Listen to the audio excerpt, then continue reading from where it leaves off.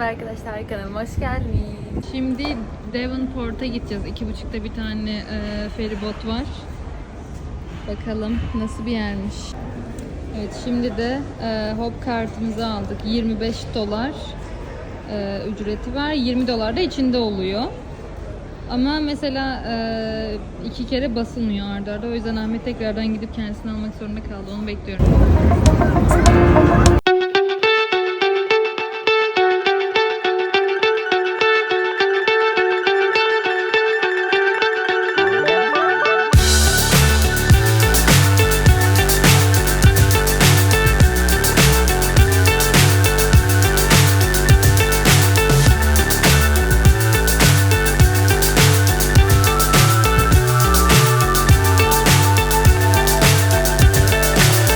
So high I'm hypnotized. What's up is down, what's left is right. Chasing stars and holding you. I can't see the end, but we'll see it through.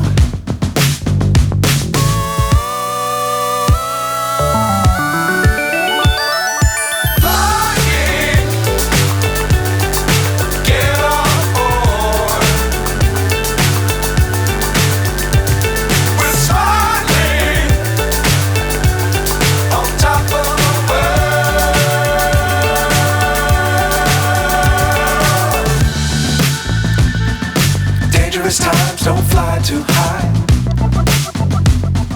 Be sure to keep the ground in sight. Fly forever if you keep it tight. Love the world but keep the sky on your mind.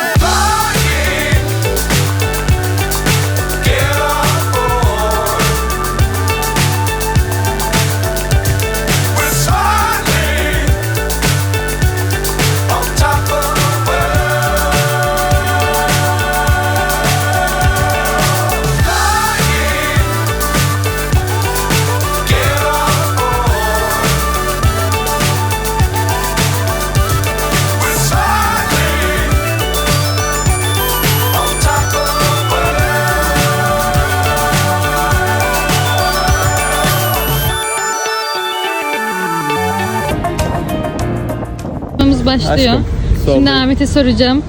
Hangi araba bunlar? Tiguan, sağdaki kırmızı Bu kırmızı mı? Evet. Şu ne? Bu çok güzelmiş. Hangisi? Bu. Çekme, Tiguan. Tiguan. Şu turuncu olan Tiguan. karamel. Mitsubishi ASX. Nasıl ya? Ben okuyamıyorum bile daha. Bu Hyundai. Kona. Türkiye'de çok bol bol var. Hyundai Tucson. Şurada bir tane yeşil araba var. O ne? Toyota Aqua. Gidip bakalım mı? İnanmıyor. BMW 3. Şu BMW 3. BMW 3. Şu güzelim mavi araba ne peki? Mazda CX-5.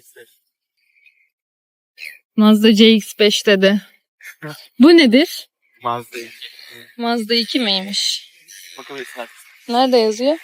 Yanlış bildin. Ha, Mazda deniyor. Türkiye brand name'i Mazda 2. Ha. Brand name'ler farklı olabilir işte. Model name'ler Ay bu neymiş? Bu bence Honda Civic. Model 3 Tesla. Tesla mı? Evet. Evet, Tesla'ymış gerçekten. Şu neydi geçen? Volkswagen Tiguan. Başka bilmediğiniz ne var Ahmet Bey? Heykele bak çok. Çok güzelmiş. Kasabanın derinliklerine doğru. Bu araba ne? X5, evet gerçekten oydu. Chocolate. Ay ne kadar güzel.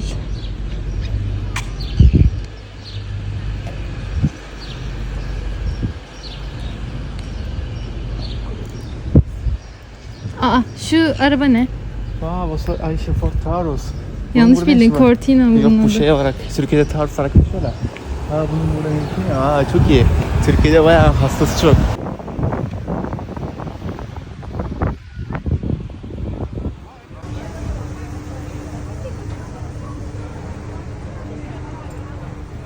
Gezimizin sonuna geldik.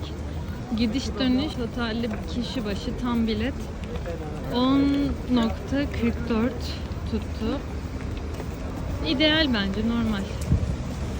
Yani çok hızlı, 5 dakika falan sürüyor feribot. Deniz otobüsü veya.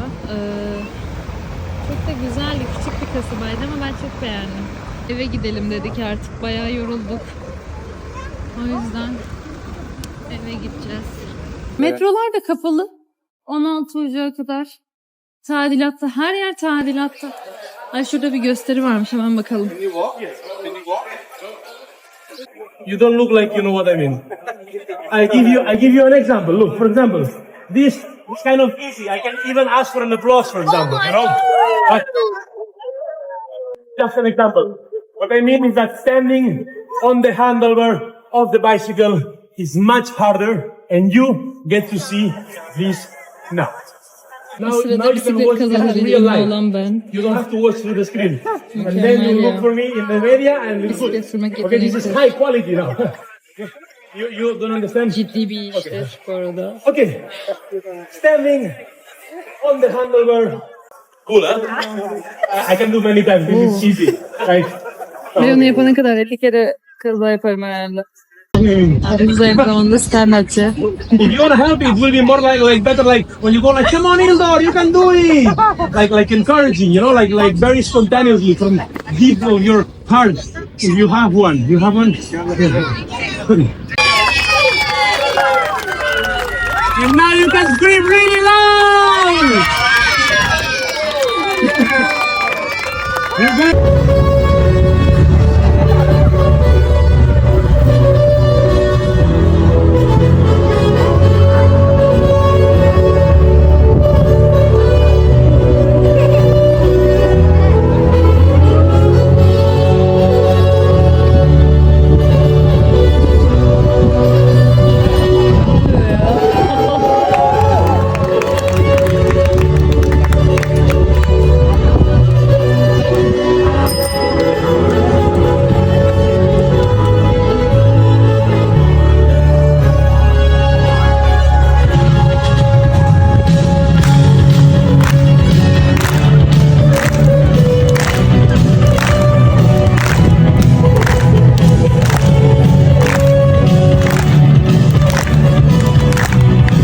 Sebastián, it's your moment! Go! Sebastián!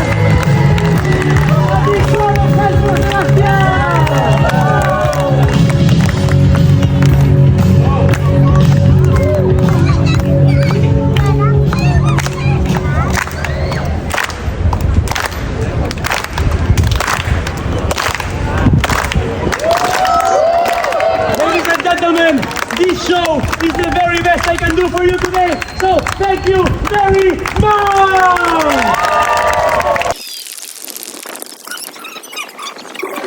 Evet, şimdi de Queen Street'te yürüyoruz. Yukarı doğru yürüyoruz. Eğer aşağı doğru gidersek limana doğru gitmiş oluyoruz. Lüks markalar var. Baksana. Gündüz daha güzel ya. Biz akşam da geldik buraya. Akşam çok Kalabalık mı? Bilmiyorum ya. Homeless people çok fazla var. Süper.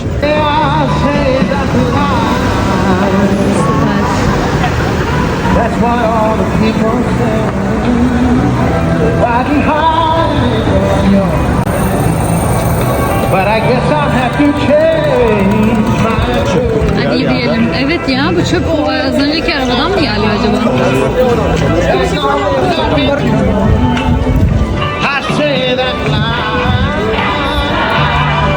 Çok iyi ya. Ne kadar güzel ses atımı. İyi değil mi? çok iyi ya. Yollarda da hiç yaya geçidi yok. Yani şöyle sadece çizgiler var.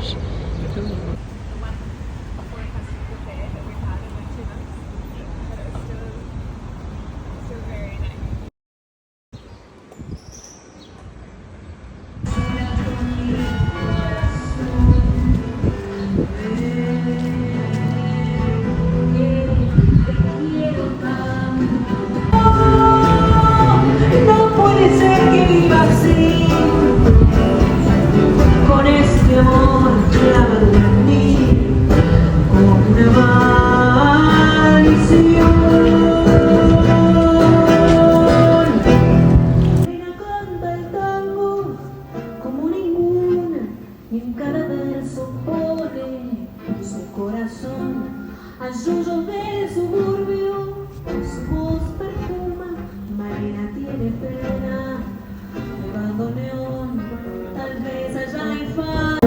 te la doy yo.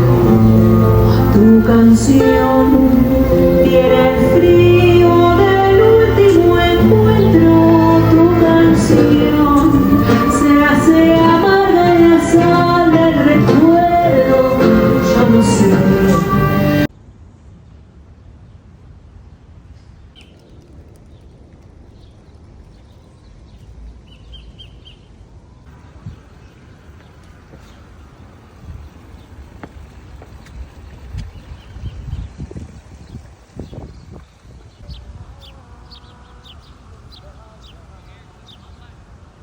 Burası da Clock Tower'mış.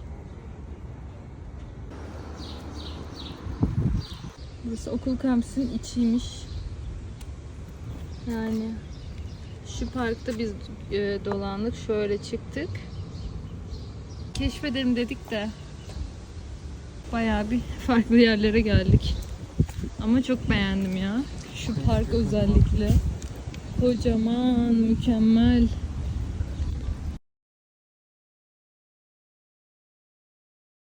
Resmen kampüsün içindeymişiz. Hiç üniversite gibi göstermiyor yani, ne bileyim. Öyle bir şey yok. Üniversite kapısı denen bir şey yok herhalde ya. Öyle bir şey yok. Halka açık zaten burada. Çok güzel. Binada business school'muş. Bayağı güzel. Şu yollar zaten. Koca koca ağaçlar.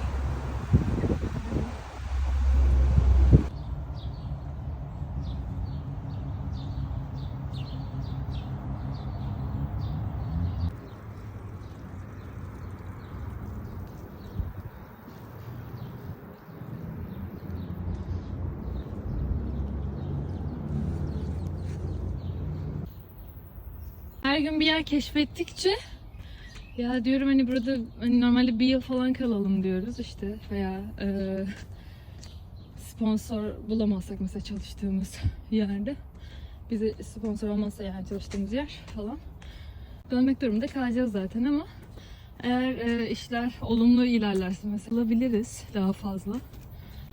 Hayat bu ya. Ay, insan çok mutlu oluyor yani böyle. Kocaman ağaçlar görmek bile beni bayağı büyüledi açıkçası. İnsanların doğaya saygısı zaten gözle görülebilir yani.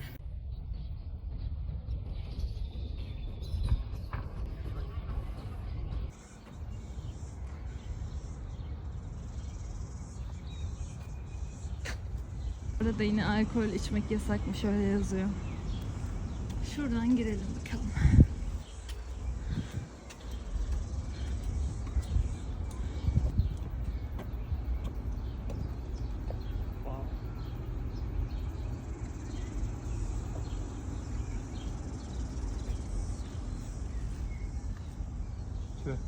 Ne? Parkı yanmış. Ha. Neyse, zaten yakınız buraya. 9'da açılıyor, 5'te kapanıyor. Bayılan Z. Gerçekten. Burada bir olay olmuş.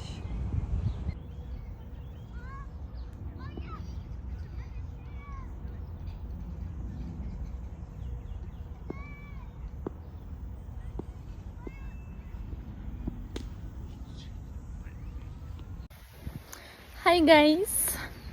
Bugün Yeni Zelanda'da yılın son günü, 2023 yılının son günü, 31 Aralık.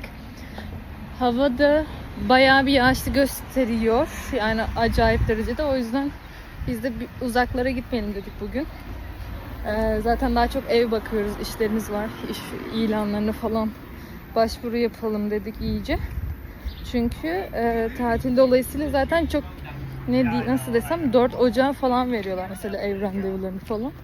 Bayağı zor oluyor, o yüzden dedik şimdiden işte başvuralım ki en erken tarihe böyle randevular alabilelim. Şimdi markete gidelim dedik çünkü yarın yılbaşı olduğu için kapalı olabilir marketler. O yüzden dedik öyle yapalım. Burada da kutlamalar genelde şey oluyormuş, Sky Tower'dan böyle işte geri sayım oluyor 10'dan 0'a doğru. Sonra da işte havai fişekler falan patlıyormuş. Dün ilk kez Gündüz uyumadık ama 9'da uyudum ben. Akşam 9'da uyudum. Ahmet de 8 gibi falan uyudu dün akşam. Maalesef uykuya yenik düşüyoruz bu aralar. Ama biraz düzene girdi yani uyku düzenimiz. Bugün de gündüz uyumazsak, yani bugün mesela ben 4'te uyandım sabah.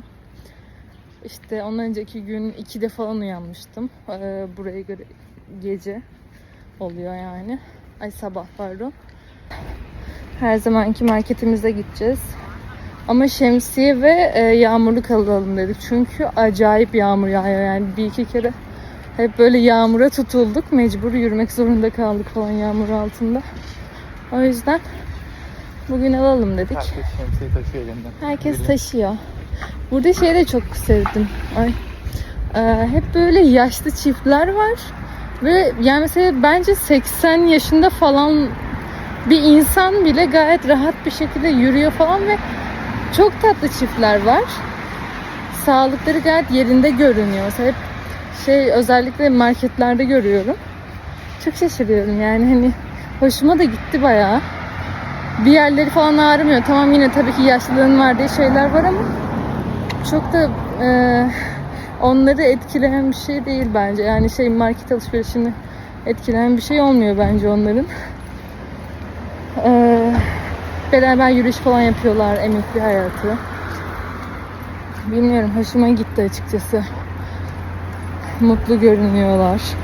Yani ama dediğim gibi en sevdiğim özelliği işte sağlıklılar insanlar. Çünkü kimse sigara falan içmiyor ki. Yani mesela dün bir tane işte gösteri vardı. Barcelona'dan gelmiş adam buralara işte. Böyle sirklerde çalışıyormuş işte, festivallerde, gösterilerde. İşte çakmak sordu, böyle meşale yakacak. Çakmak sordu. Yani bir 100 kişi var ortamda. Hiç kimse de yok. Sonra bir tane kadın dedi bende var dedi. O verdi falan. Yani Türkiye'de böyle bir şey sorsaydı 100 kişiden 90'ında bence olurdu. Evet. Değil mi? O da yani güzel. Ne bileyim. O şekilde yani. Bayağı hoş. Hava aşırı sıcak her zamanki gibi. Ve bu şekilde. Kara bulutlar var.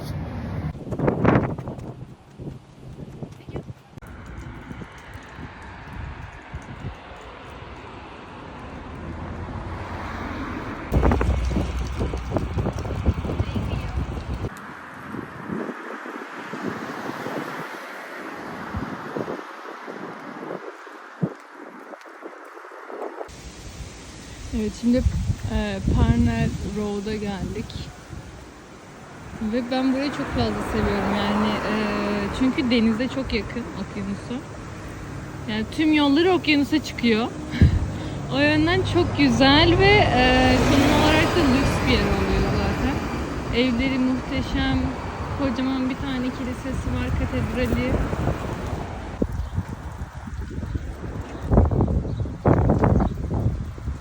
Bugün 1 Ocak olduğu için her yer kapalı. Bir tane bile açık dükkan görmedik.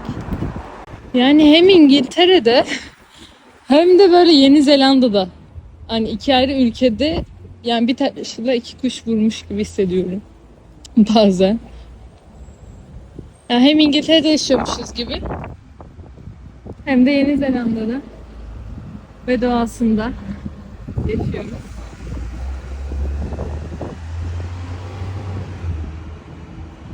Şu binalar özellikle. Yani diyorum tamam İngiltere.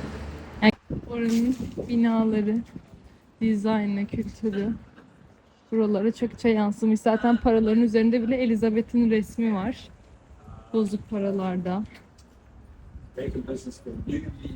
Her yerde var. Koskoca yani Parnell'de sadece bir tane dükkanı açık gördük.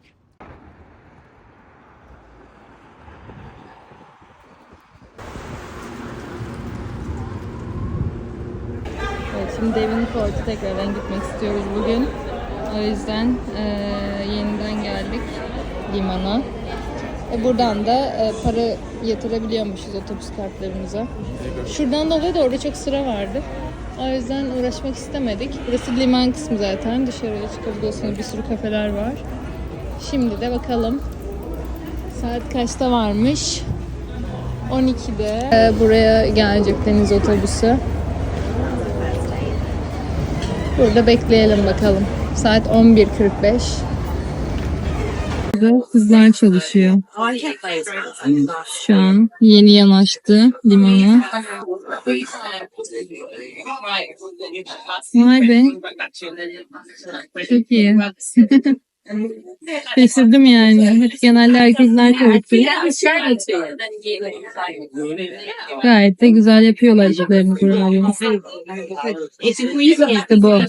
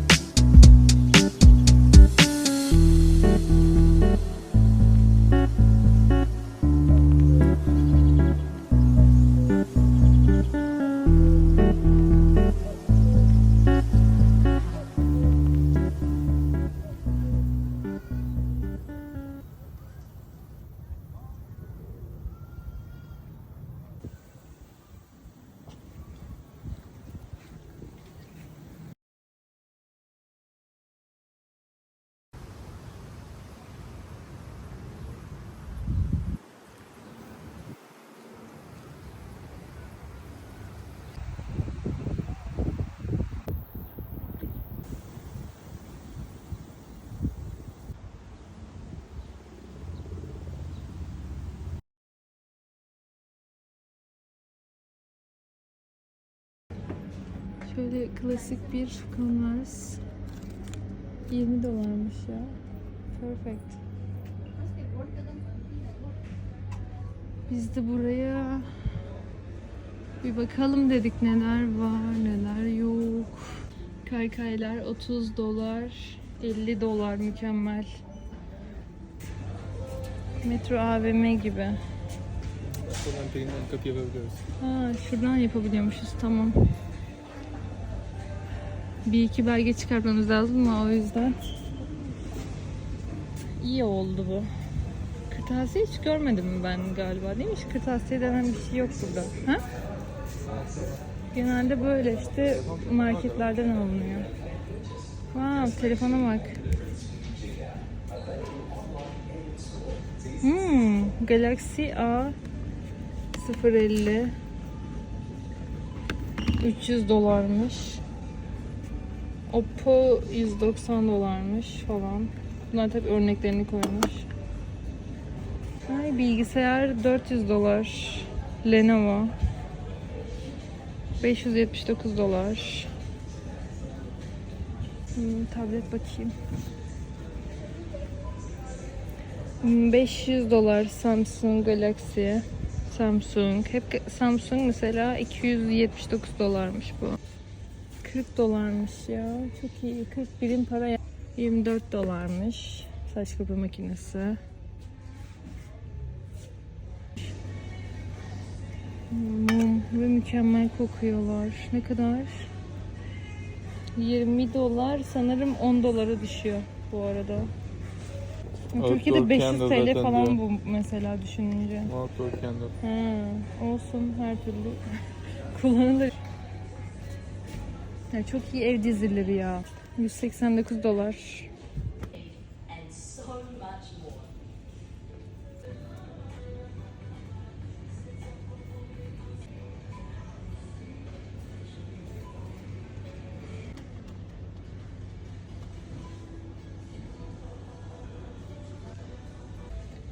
Resmen okuma gözlüğü satılıyor. Hiç böyle bir şey görmemiştim. Genelde optikçilerde olur ya böyle şeyler. Şurada numarasına kadar yazıyor mesela.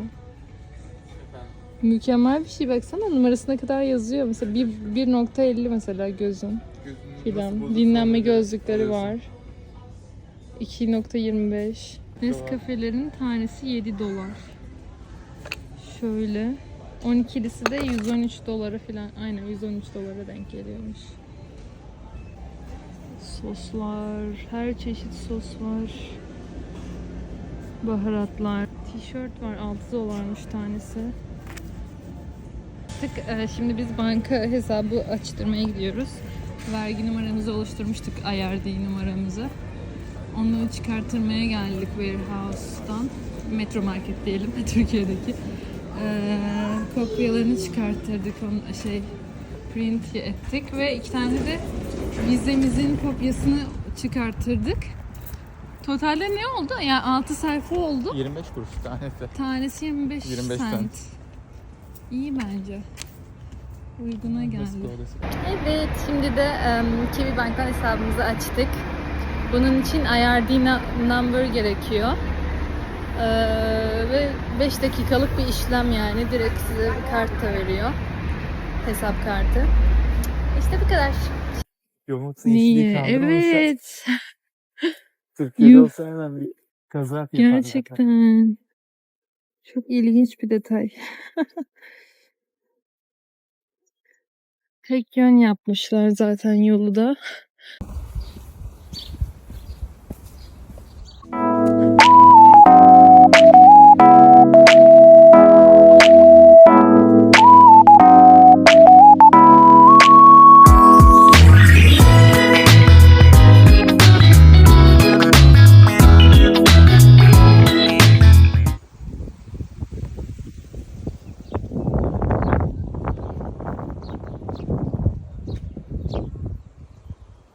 Bulunduğumuz yerin adı Newmarket Park'mış. Oreo. Mor gibi. Her yerde.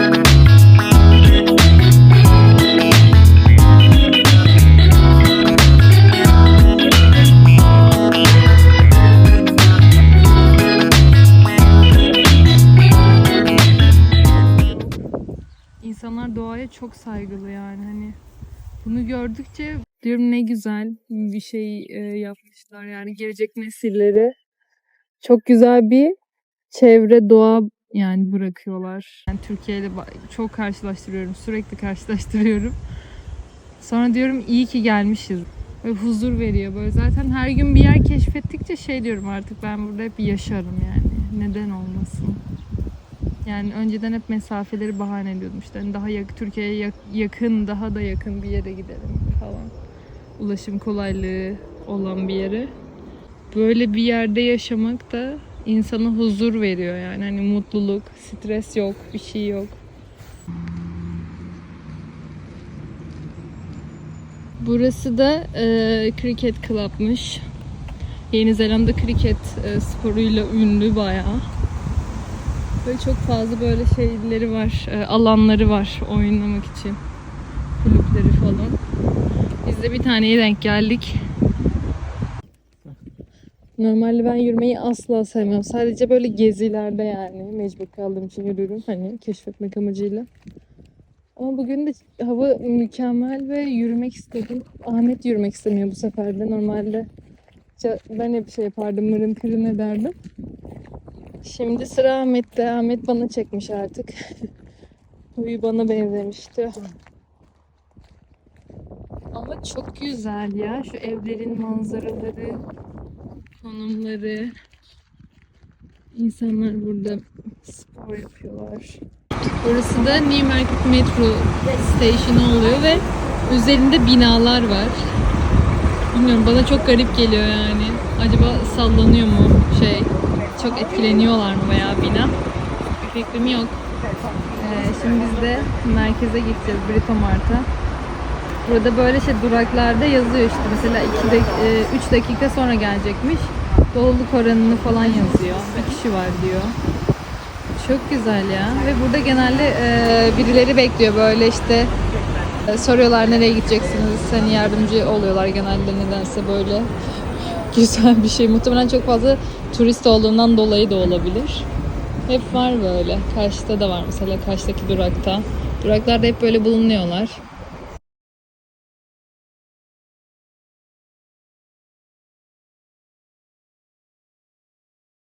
Evet, şimdi de burada gerçekten Metro Market varmış. Mesela şu pizzalardan aldık.